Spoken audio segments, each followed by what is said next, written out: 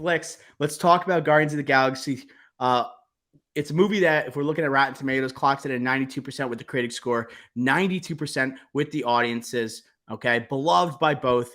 IMDb, I have it right here, has it clocked in. Oh, actually, that's Guardians of the Galaxy Volume 3 that popped up.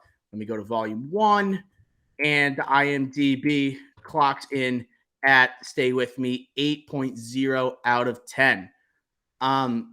Okay. Ricky Flex, I want to go with like your first time experiencing this movie. Did you see it in theaters? If not, where did you see it? And what was your reaction after seeing it? What were your takeaways? This is one of the few superhero movies in the MCU post Iron Man that I did not see in theaters. I just missed it completely. I don't remember seeing this in theaters, maybe like at all. So I'm just shocked that I didn't. I saw this, rented it. I think rented it like physical copy actually, or someone got it as a gift for Christmas, the DVD, and then watched it then. But watching it, you knew immediately how different it was, how like amazing this was, and I fell in love with it right away. But yeah, no, did not see this in the movie theater. Like a surprise miss. I don't know how I missed it. I don't know. High school days, you just missed it sometimes, I guess. But yeah, Guardians of the Galaxy did not see in the movie theaters. So I think the first time we both experienced this movie was actually Christmas of 2014. This movie was a summer blockbuster in 2014. All right, one with a surprisingly awesome cast, right? Awesome intended there, awesome mix, volume 1 and 2. But like, I did not know much about this movie. As we said before, these were lesser known characters, and we were coming off the Avengers in 2012. 2013, we saw Thor: The Dark World. Any other MCUs we get in 2013, Ricky Flex? I don't remember. Iron Man 3, maybe. I think Iron, because 2010 is Iron Man 2. I believe 2013 is Iron Man 3, which is right after the events of Marvel's The Avengers. This one missed me for some reason too, and I think it's because I think we weren't in our MCU bag as much as we are now, and we didn't know as much. Like Chris Pratt, he's not exactly a notable like leading man. The characters, we were Marvel fans, we were Spider-Man fans, and he wasn't yet in the MCU, and we weren't as, I guess, locked in. But I remember seeing it the Christmas of 2014 because we got a DVD from our parents, and then we used to get a lot of great DVDs. I miss those gifts. I wish our parents would actually do that again, just because we would get DVDs on Christmas and watch it that same night, and it was just kind of a family ritual type of thing. And I remember after watching it, we became like obsessed with it immediately. And a lot of it had to do with how fun the movie was, how exhilarating the soundtrack is. And I was immediately infatuated with Groot as a side character and Peter Quill and that performance by uh, Chris Pratt. And so, like, seeing that movie, it stuck with me, and having it on DVD, it became immediately rewatchable. Right. So, like, when you walked away from that movie, Ricky Flex, what were your takeaways? Who were the characters that stuck out to you that you immediately had a connection with? A connection, I don't know, but they're all relatable. I think that's like another reason why this movie is so unique, because it's a superhero movie, but yeah, with people with superpowers, but like they're all relatable. And yes, like I am Groot, maybe not Groot so much, but then again, like he's an outcast, So lovable. yeah, and lovable. So it's hard for me not to pick out a Groot right there. But at the end of the day, like Peter Quill, Star Lord, like he's the guy. Like that's the guy that you're always going to look to there. The only human in the group too. So you're going to look to him first and foremost. But Groot is the most lovable. Yeah, so immediately Chris Pratt skyrocketed on my list of personal favorite actors after this movie. I was just like, wow, like this guy seems like he is like an average Joe. He's like, yeah, he's like ripped in that movie, but you could tell he has the everyday common man persona. And I think that's why he grew on audiences. He wasn't perfect with his powers that he has. So like, obviously, Volume 2, we figure out he's a descendant of a celestial, but like even with his weapons, he's not like perfect with them. He's an imperfect person, and all these characters are quote unquote losers, and they're not like those perfect superheroes that we see on the big screen that are either incredibly smart, strong, have like these powers. These people, all right, as you said before, they're a little bit relatable in terms of they've had failures, and I would say those two, right, Groot and Star Lord, the one I had a connection with most after watching the first time. But as I watched this next time, you know who I really focused on was Drax. And I noticed how amazing Dave Bautista actually was in the role. I think as these movies and projects have gone on in the MCU, whether it be Volume 2, the most recent holiday special, Infinity War Endgame, Drax has become, right, kind of a joke of who he was at the beginning of the Guardians of the Galaxy. And I think Dave Bautista's best performance as Drax is actually in Guardians of the Galaxy Volume 1. There's a lot of mystery, intrigue, and even in this group that like finds like solace in one another, he's still on the outside for the majority of the first Guardians of the Galaxy from the rest of the squad. And I just thought his comedic timing was actually the best in the first one. It felt less forced. Did you notice that at all about Drax on your rewatch? Yeah, I think some like Rocket is like the one where it's the most forced, I would say. But I would agree with you that Drax is the least forced because it's kind of he's kind of the dumbest one there, So You it's kind of legitimately natural. laugh. You Yeah, legitimately laugh at him in this movie.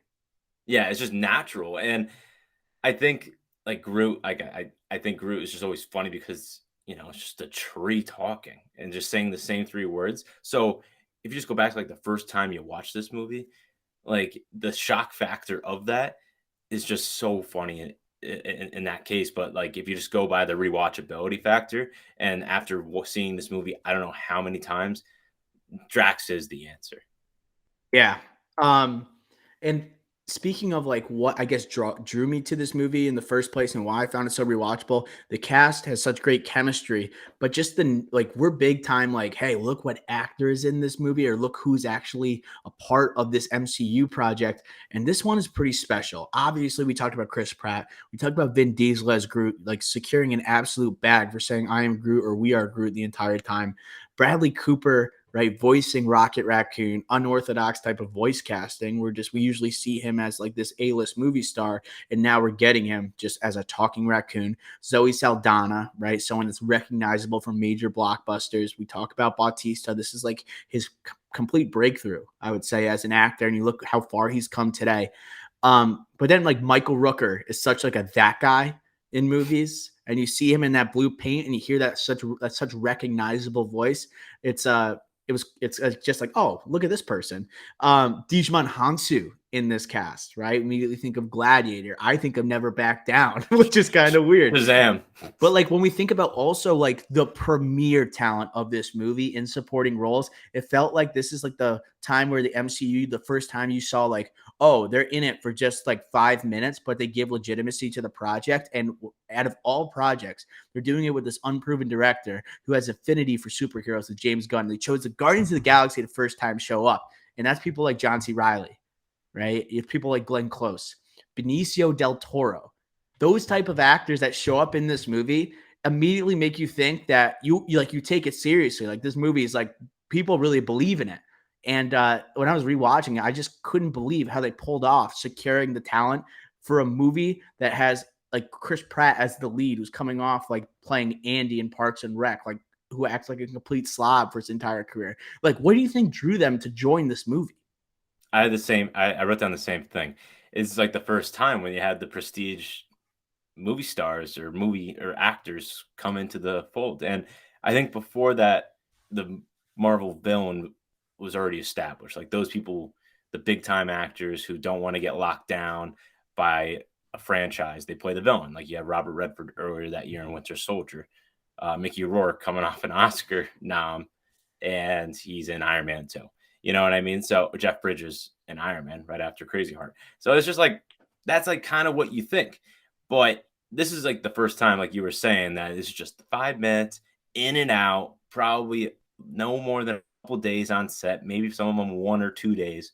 And I don't know why. Like, it's really maybe because the MCU after Avengers they just got the notoriety, and then all these people were like, I want to be a part of this, or like that's a big payday, so I could just be in this really in a small role, and that was in 2012. That's like honestly like that. To me, that's what's like. That's what I'm thinking. It must have been just like, oh, the MCU is legit now. That's a nice bag I can get in a simple small role. That is a lot of fun. And these, other than Del Toro, like John C. Riley, Glenn Close never show up again in the MCU. So it might be a thing where like, hey, we don't have to be tied down, but we can be a part of what we see is going to be Hollywood's future. And like John C. Riley, I thought was really good in this movie. Like he is funny and he has great chemistry with Chris Pratt, and they seem to have this immediate connection when they're like bantering off one another.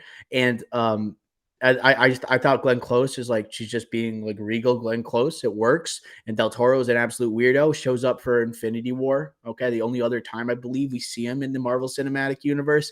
But the way they were able to secure that talent, it was just it was like, okay, how did I not see this movie in theaters if they have so many big names? And I wonder what the DVD sales did for Guardians of the Galaxy. That is something I've been intrigued by, because it did well at the box office. It was a proven commodity, right, theatrically for the Marvel Cinematic Universe. But how many people were like us, Ricky Flicks, that really didn't know much, didn't follow the marketing as much, social media not as strong in terms of promotion, and I'm just really fascinated by it. If I had to guess, it's one of the top ranking MCU DVD releases ever made.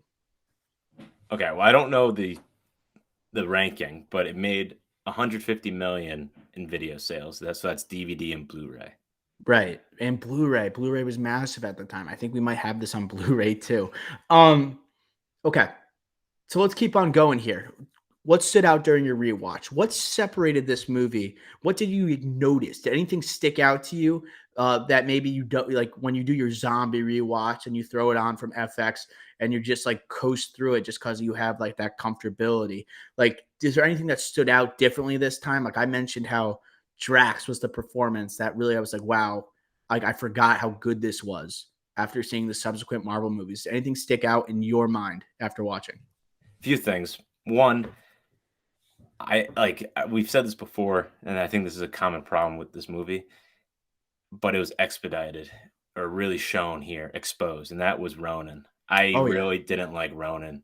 This is like the first time where I like really didn't like him. I thought like, oh, it's okay, still a great movie.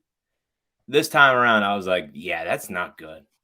And like Lee Pace, like bodies, bodies, bodies, great performance there. And I do think he's talented. I think this one just wasn't it. Um, I so agree. that really stuck out to me.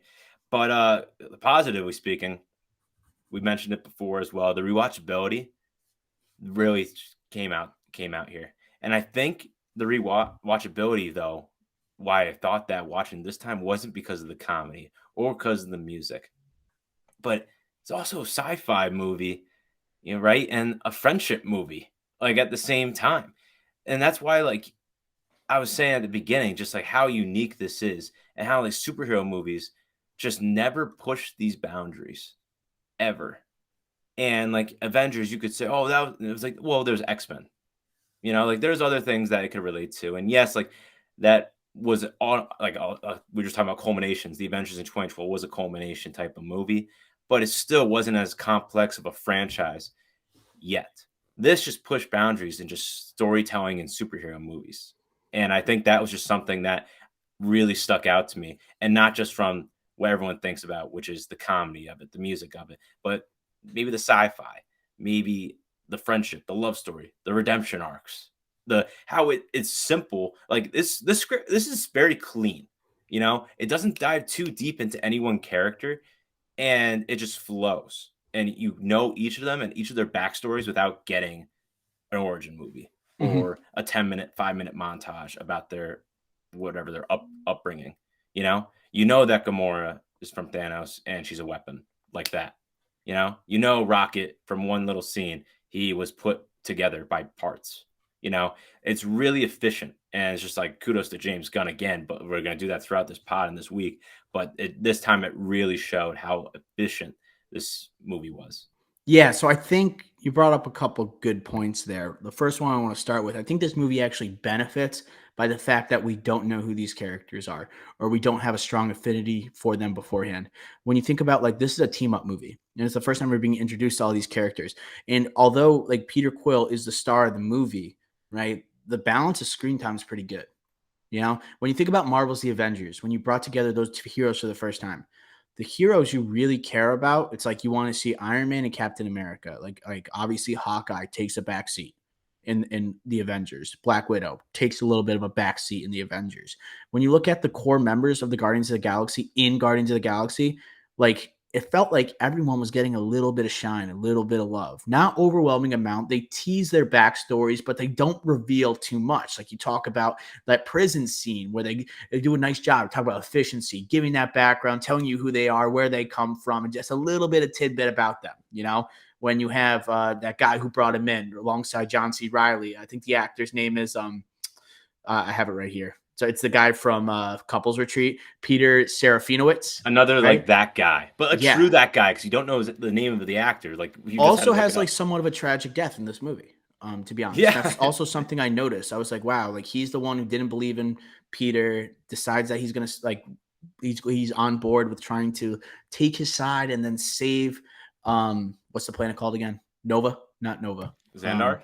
Xandar. He wants to save Xandar, and yeah, it's just it was just that was kind of like a thing I didn't notice in previous movies. I'm like, oh crap, like he died in this movie.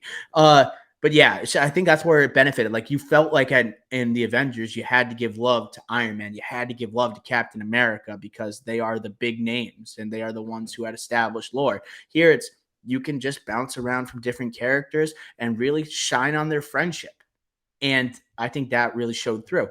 Uh, you mentioned something else, rewatchability. I found every scene in this movie rewatchable aside from the Ronin scenes. Whenever Ronan was in a scene, it immediately became unrewatchable. It immediately became, I want to get back to the crew. And a lot of times, superhero movies are measured by how good the villain is and how good the performance is. And this is like one of the few exceptions where I think this is an exceptional movie with a terrible villain. I think Ronan, he's overplaying it. He seems hammy. He's not hammy, but he seems like he is just deepening his voice and he's just, I don't know, it just seems like he's one note and doing the same thing over and over again. He has the same tone and voice. I always felt like I want to get back to Quill and Company while I was Mm. watching this. And even when like Ronan was going against the Guardians, the dance off scene, even that is less rewatchable than just having those four heroes together. I found the first scene of this movie, right, even more rewatchable prior to that needle drop of Come and Get Your Love. When Peter is with his mother, and I that the tension of that scene and like the pain of that scene. I actually think the performances is like no, everyone forgets about that. And they want to jump to that title card with come with the bow bow bow, like just they want to see Mhm. that just bouncing with the a. They want to see him grab the rat and start singing. But like there is a good scene that happens before that sequence, and you know, so it's just I think it's just that's what makes it so rewatchable. Every scene is just like you want to stay with these characters aside from the Ronan part, like you nailed. This people forget the start of this movie is so sad. Yeah. Like it is really sad. I shouldn't Like say when you tension, just it's just heavy. yeah, heavy. It's very heavy. Um, but then you get the like the shot of the mixtape, and that's another thing actually. Like the camera shot of the mixtape. Another thing I noticed on this rewatch more than others, and I watched this on a laptop on this rewatch, not on the big screen. This is like I think the first time ever I watched this not at least on a TV. Um, some of the camera shots here are beautiful. Phenomenal. Like the one that like one of my favorites, which is like so stupid, but I'm not saying it's one of the best, but one of my favorites is the Drax petting Rocket scene, and then they go from do it from behind, like they look at it from behind. I think it's an unbelievable shot. That's like I'm Mhm. just thinking that should be a banner on a social media page or something like that. Like it's beautiful, and like there's other like great like just shots in this movie of space. You could always say that's the obvious answer, but there's other ones like that, like the minuscule small things that are just like really nice and clean. And there I agree with you because I immediately this is why I think I used to when I first saw volume 2, I was so excited about it. I'm like, this is better than the first one, right? It's like that just overreaction and hyperbole you speak of like What right happened after next you leave the week? theater. But it's not. Like it's not better. You know, volume 1 just hit differently. And I always thought Volume 2 looked better. And yes, it's brighter, but you're right. There are some phenomenal shots in this movie. What I think of, like, obviously you have like those moments where it's like Quill and Gamora together, and him putting the headset around her Mm. ears and like setting off like this is going to be like a little bit of a love story that's like set in between all of this chaos.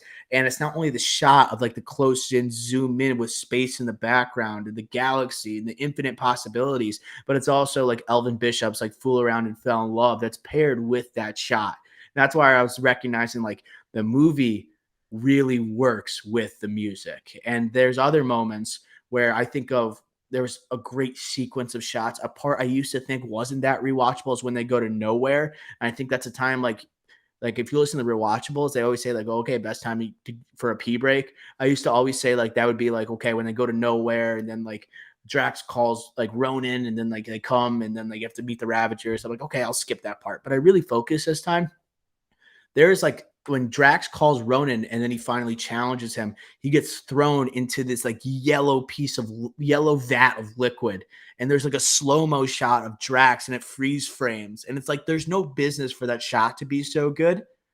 Okay. But it just shows like the devastation of Drax when he finally gets this opportunity and he squanders like the friendships that he just gained, right? For his own personal gain.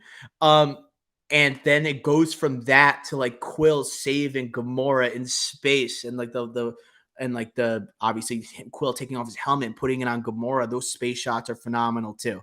It was just so many times where I'm like, wow, I forgot how good this movie is and how it looks compared to Volume 2 because I would even argue I have to watch Volume 2 again. Like it even hits harder. It has a darker shade on the screen than the second one. It's special, you know, and the music helps. Yeah, the music definitely helps. The music works great in the second one too, but I think this one, just like the gang split up in the second one, and the settings, like you have Oh, the the split up planet, thing. That's also why it sounds good. right? And I think that's yeah, for me that like you might have a better villain, but they're split up, and I think that's the best part about this movie. The best parts of this movie is when they're together, like you said. Um, but I was gonna say with the shots, like when they are split up and like Groot's off with the Ravagers and everything. Sorry, not Groot. Uh, Rocket, and like Quills and Gamora is with Ego on that Ego's planet. It's just like not like the shots outside of the planet are just. I'm not saying bad. It's just nowhere in comparison to this. And I think it's because also it's just the impact of the scene, the emotional weight in this first movie outside like of this first movie is just way more in advance than the second movie when you're looking past Quill. And I think that when in Quill in the second movie, I think yeah, obviously there's big ones and there's some great shots too of that emotional weight, but outside of him, there's not really anything there. It really was all about Quill in that second volume. You know, it took really a lot of shine, I think, away from some of the other characters here, especially when you go from Groot, and then you have like Baby Groot, Rocket. They talk about the tension that he has with Quill, but it seems like that story is kind of like just continued with Infinity War, and then the love story is kind of continued between Quill and Gamora, but it kind of gets sidelined for the relationship between Quill and his father, Ego. So I think that's also. I'm just the more I think about it, like Volume One's just a lot better movie. Volume Two has to deal with those type of things that sequels have to deal with, continuing storylines, knowing when to end them or when to subside them. And there's a lot of tough decisions that had to be made there. So I kind of see what they're going through. And Volume Three, I'm hearing great things where they're giving time for each character. All right. And this is the last run James Gunn's going to have with these characters. So I can't wait to see what he actually comes up with to either conclude or continue these stories into the future of the MCU. Um, I want to talk about one more thing before we go to like maybe Marvel tiers. Do we have to adjust it at all? But what do you think about the dance off scene? This time, Save the universe. this time around, it didn't hurt me as much. Still not preferable, but it this is probably the best time I've ever seen it, and accepted it for what it is. I think all the previous times has left a bad taste in my mouth. This time around, it wasn't as bad as the other times, and I think that's kind of tough on a rewatch, especially one where I'm kind of looking at it more critically. And I think I think it's still not great, but it's at the end of the day, like the way they kind of remind everyone of it, like in Infinity War, is like, oh, he saved like the universe with a dance off and things like that. Just like kind of going back to it, the ode to it.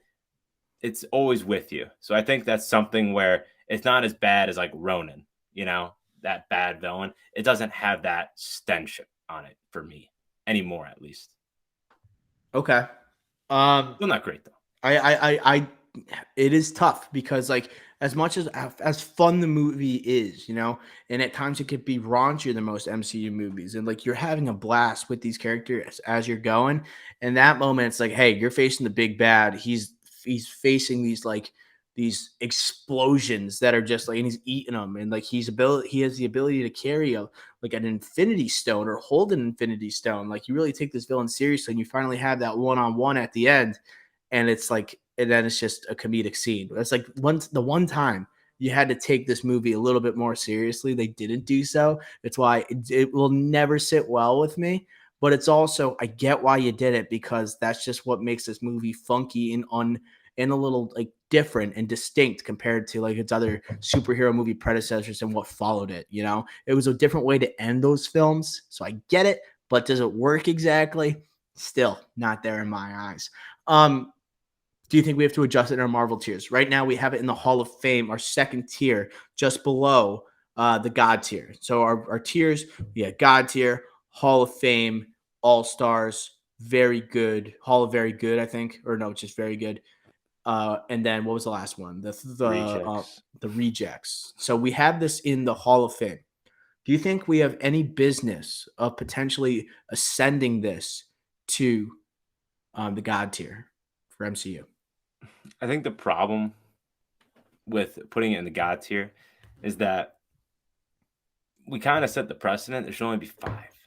We can't just like keep adding, like, because the MCU has so many good movies. We can't just like, I think the God level tier is just like, it's so exclusive. So just adding a sixth there seems tough. I don't know. What do you think? I agree with the exclusivity of the club.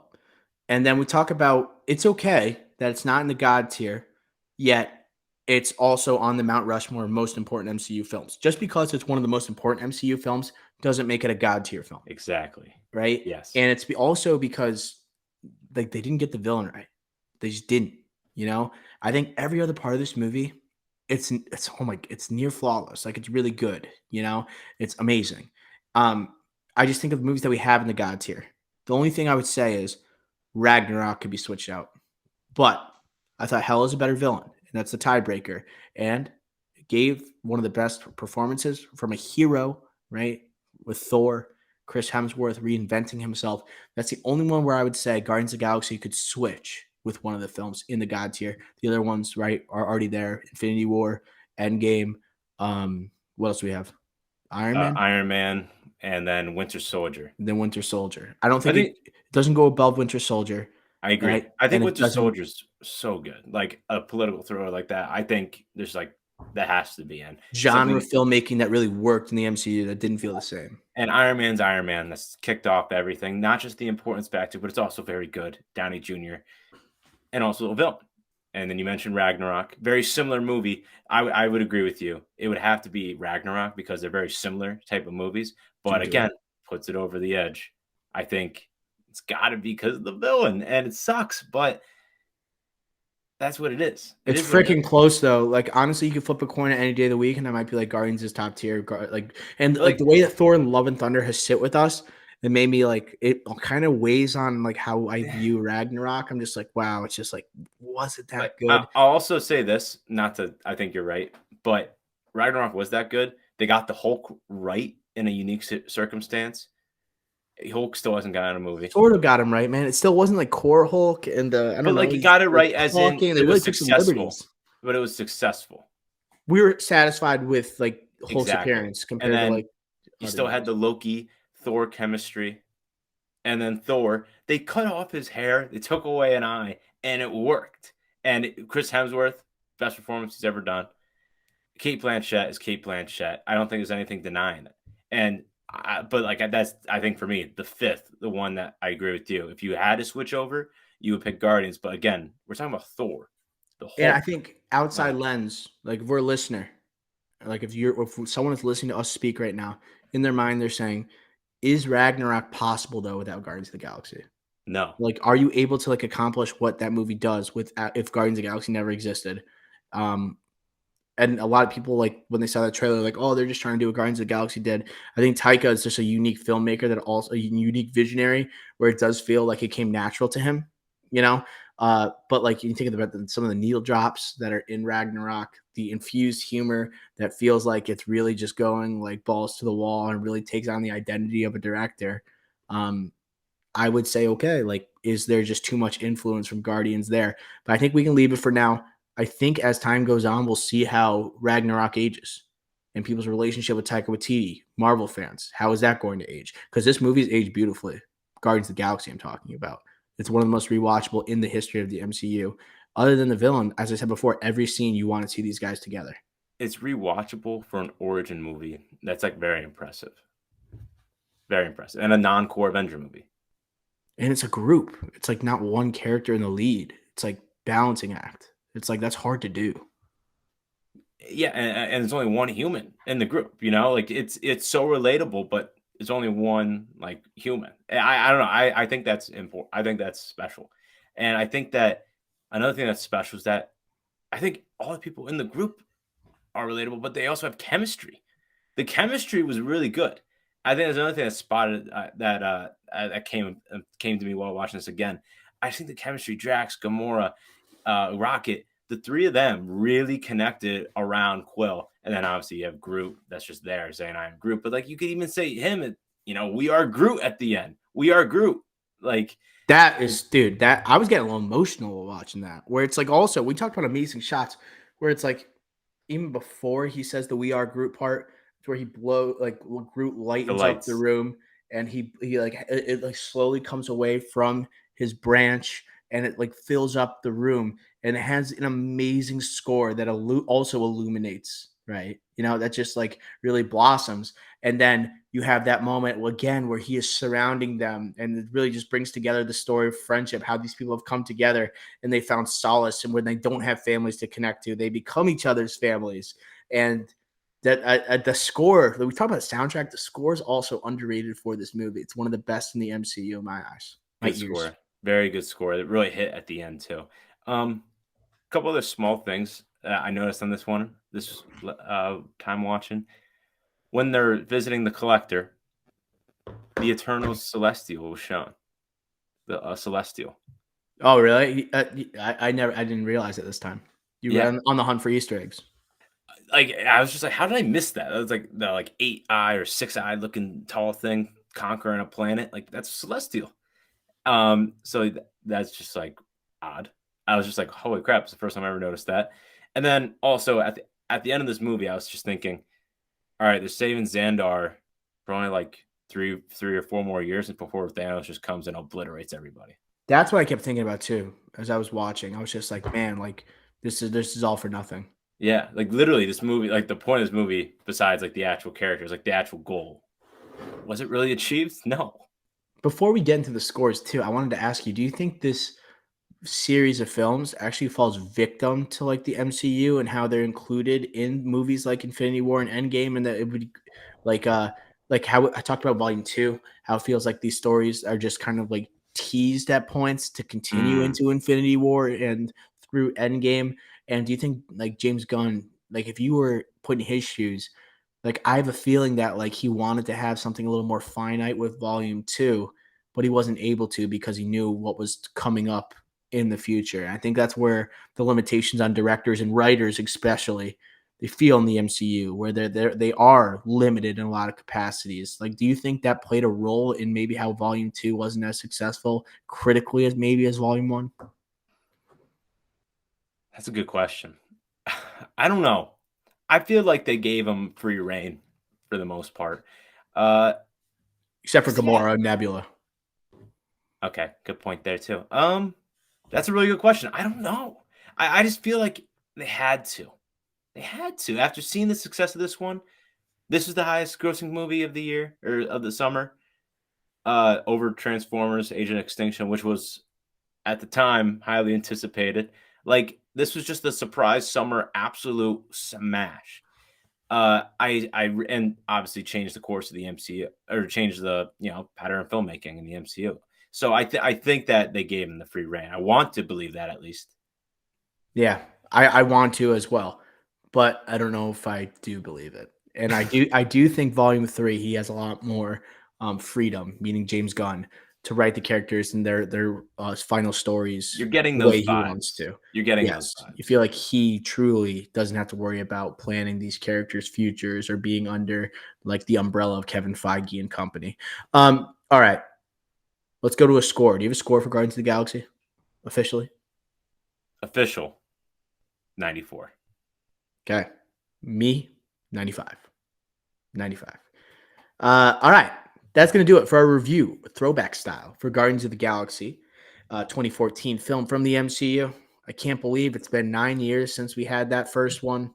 Unexpected summer blockbuster, Volume 3 coming out this week. We have upcoming episodes Wednesday, right? We have our 10 bold predictions for Guardians of the Galaxy Volume 3. You're not going to want to miss that one. An insane preview for this upcoming summer blockbuster. We also have our actual review next Monday. Okay. Make sure you stay tuned for that. We're going to have a very special guest, as Ricky Flex teased previously. Friday this week, we have the checkup and trailer roundup. Ricky Flex, I don't know about you saw it. I don't know if you saw like the recent Gladiator 2 news. We will be talking about that. Right. I'll just leave it at that in case like you want to stay for the pod. And then we go from there. Okay. Very exciting times, beginning of blockbuster season. It's going to be May. It's finally here. All right. So make sure if you're listening on whatever platform you prefer, make sure that you follow us. Make sure you subscribe. Make sure you rate us 5 stars and you leave a review. Make sure that you also, if you're watching on YouTube, like, comment, and subscribe. We're going out with like 3 to 5 videos pretty much every week. We're really heating up right now. You don't want to miss the train. And on social media, Twitter and Instagram, at the Drive-In Pod, follow for all the latest movie news, for exciting graphics from Ricky Flex, and some exhilarating intro clips for the pod. All right, for Ricky Flex and Dr. O. Until next time, we will smell you.